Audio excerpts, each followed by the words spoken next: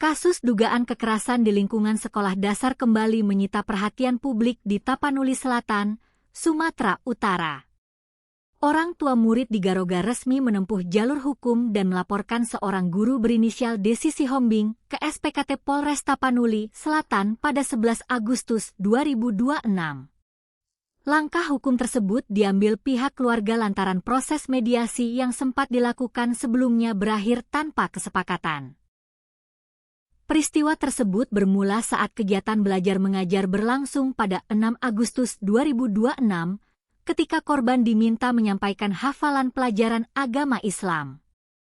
Lantaran korban belum mampu menyelesaikan hafalan Asmaul Husna, sang guru diduga memberikan hukuman dengan memerintahkan siswa lain untuk mencubit korban. Berdasarkan dokumen laporan kepolisian, korban diduga menerima cubitan berulang kali hingga diperkirakan mencapai 80 kali cubitan pada bagian tubuhnya.